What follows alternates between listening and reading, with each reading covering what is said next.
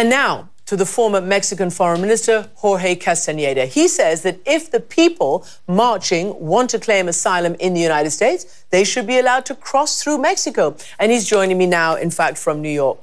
Mr. Castañeda, that is pretty provocative. You're basically saying, hey, if you want to go to the United States, go through Mexico and you should be able to get to your destination. Absolutely. And good to be with you. It's very important to understand that the United States has been pressuring Mexico for several months now for Mexico to agree to what President Trump said, that is that asylum should be requested in Mexico. But Mexico has not agreed to that, and it shouldn't agree to that. Some people want to request asylum in Mexico. About 1,000 have. Those requests will be processed. Some will be granted, others not. But other people don't want to stop in Mexico. They want to go to the United States. Mexico should not be doing the United States dirty work for it. These people should be allowed to reach the border, request asylum to American authorities at the border, and the United States will decide what it wants to do. There is no reason for all of them to be processed in Mexico, except that that's what President Trump wants. Okay. But that's not a good enough reason. Well, what about, you know, I guess the duty of care towards a lot of these migrants? I mean, you've seen with your very own eyes that those who get to the border, certainly over the last several months under this administration, have been, you know, detained, have had their children separated. This whole zero tolerance policy, which I admit has been, you know, retrenched under a lot of protest, but there are huge numbers of kids who are still separated from their parents. I mean, why would any government encourage this caravan to keep moving? Well, it's not a question of encouraging it, Christiane. They entered Mexico. The Mexico-Guatemalan border has been porous for 50 years at least. More than 50,000 refugees entered Mexico in the 1980s, fleeing the war, the civil war in Guatemala. This is not a news story. People come and go every day across the river on these rubber rafts or swimming or whatever. So now a group of Central Americans got together, and instead of traveling alone and being much more vulnerable to rapists, assault, shakedown people, the Mexican authorities, which on occasion are very corrupt, they decided to band together, and in numbers there is safety. This is not for the Mexican government to decide what it should do with them. Can you imagine if we in Mexico were to put them in refugee camps and not allow them to leave? You remember the images in Hungary of the Syrians? Yep. You remember the images in Austria? We don't want that either. So why should we do the Americans' dirty work? Well, either they process these people in Honduras, which they could, or they process them on the U.S. side of the U.S.-Mexican border, not in Mexico. So in a way, these people are political footballs wherever they are. They're footballs on the US-Mexico border. They're footballs in their own country, where they are fleeing, by all accounts, a huge amount of corruption, including under the latest elected president of Honduras. So a couple of questions. In terms of the law, you say we don't want to have, you know, refugee camps set up, but the UN Secretary General is urging all parties to abide by international law, including the principle of, quote, full respect for countries' rights to manage their own borders. And the UNHCR, which is the refugee agency, says that it's deploying teams to ensure that travelers are fully informed regarding their rights to asylum, along with providing legal advice and humanitarian assistance. I mean, they may very well have to end up putting up camps. Well, if for those who request asylum in Mexico, and as I said, more than 1,000 have, and the Mexican government apparently is handling this in a very humanitarian way after an initial mistake of tear gassing the women and children on the bridge across the Suchiate. Now they're doing this properly. UNHCR is helping, which is a good thing. And those who request asylum in Mexico should be kept in shelters while their requests are processed. Those who do not want to request asylum, we have two choices in Mexico. We deport them or we let them through. There is no way the Mexican government, the new one or the old one, can deport 7, 8, 9,000 people who are now only 100 miles from the border. I think the important thing here, Christiane, is to view this from a humanitarian point of view. These people are fleeing the violence in what is probably the most violent city in the world outside of countries at war, San Pedro Sula in northern Honduras. That that's what they're fleeing from more than anything else. Whatever they run into in Mexico or in the United States is better than that. I can only congratulate Bill Weir for this excellent verse from the poet he mentioned about the shark. I mean, I think he got it just right. And you know, mentioning Bill, he also said and reminded us that when this president was elected in Honduras, President Trump praised him and congratulated him, and the administration promised a lot of aid. Now, President Trump is basically saying that, in fact, why don't I just play what he said about the issue of aid? I'm going to play this soundbite. Sure.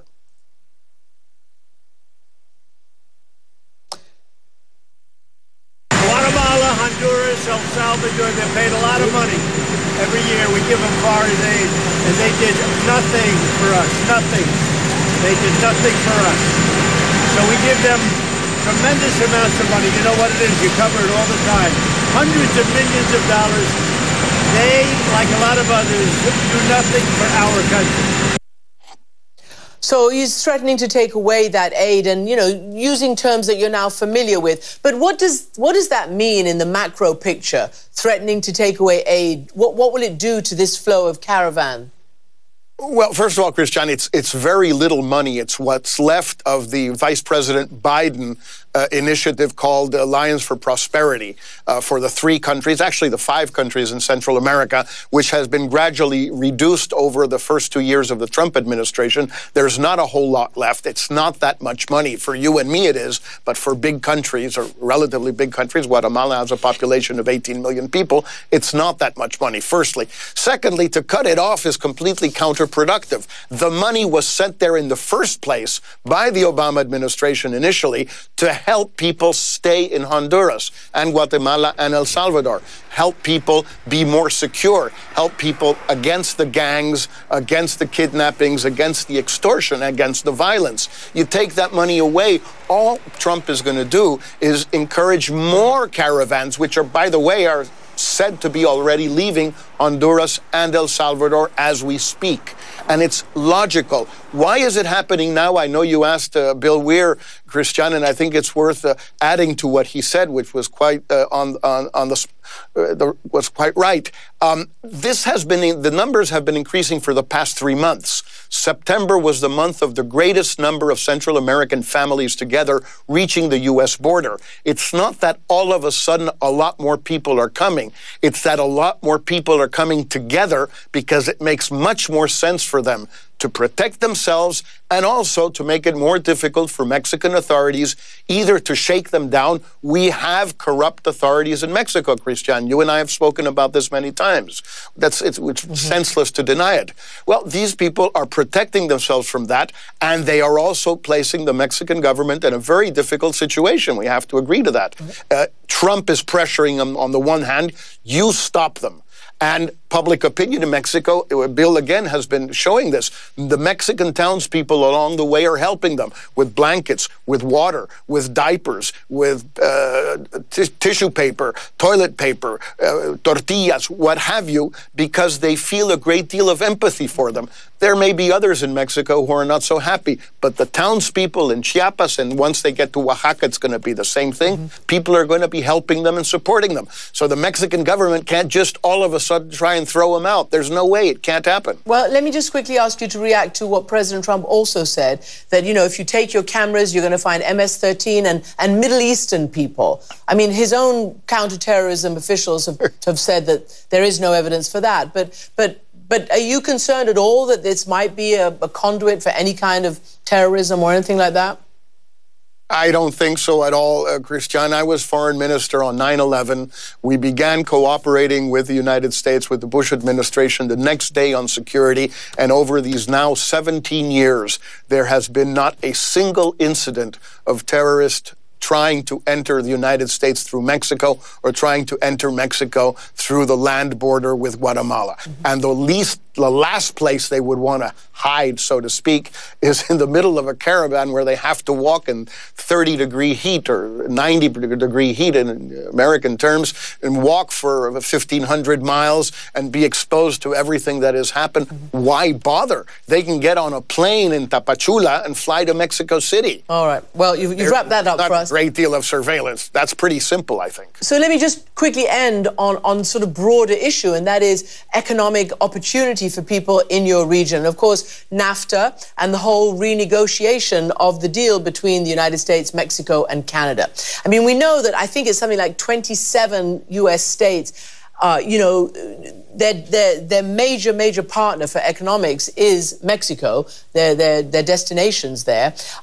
What has NAFTA done, or the new negotiation? Is it wildly different than what it was before? Is the U.S. better off? Is Mexico better off? How would you frame what's happened?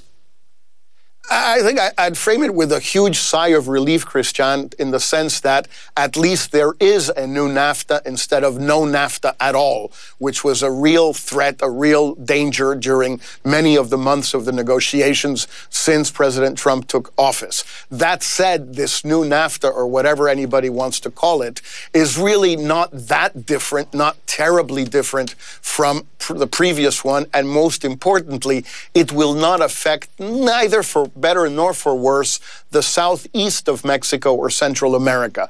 The regions in Mexico that the marchers are going through, Chiapas, Oaxaca, maybe later Guerrero, maybe through Puebla and Veracruz, are the poor states of Mexico, the poor south of Mexico, a little bit like the Mezzogiorno in Italy.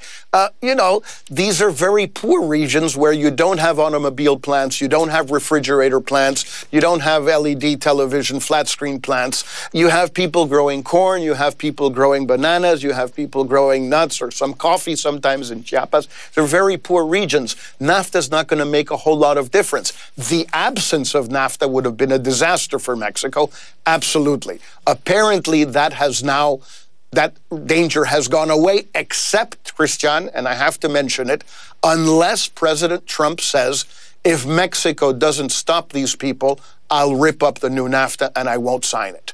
And I would not discard that, having followed President Trump closely now for 2 years almost. Golly. Well, I just was going to then ask you what you thought of latest polls in Mexico, basically showing a drop of more than 30 points in positive views of the United States between 2015 and 2017. Well, it's absolutely logical. I mean, he, as a candidate, Donald Trump called Mexicans rapists, drug dealers, thieves. I mean, he ran his campaign on an anti-immigration, anti-Mexican platform. He's doing it again right now, by the way, for the midterms. So after a lot of goodwill in Mexico towards Barack Obama, even if Obama deported more people than any other American president had ever done, there was a lot of goodwill. Trump comes along and starts insulting Mexicans every day. Then he says he wants to build the wall. Then he says he wants to rip up NAFTA. Then he begins deporting Mexicans from the heartland of the United States. Christiane, it's very different to deport somebody who just crossed the border and knows he's risking money, his life, whatever, and will try again the next day, to deporting someone from Atlanta, from Chicago, from New York, who's got a family here, has been working here for 10 years without papers, granted. He's undocumented, or she's undocumented. But they've been living here, they've been paying taxes, they've been law-abiding citizens, low levels of criminality, they have a job, they have a home, they have children in school, and all of a sudden they're picked up and sent back to Mexico, a country they haven't been to in 10, 15, 20 years. Okay. Jorge Castañeda, former foreign minister, thank you so much for joining us.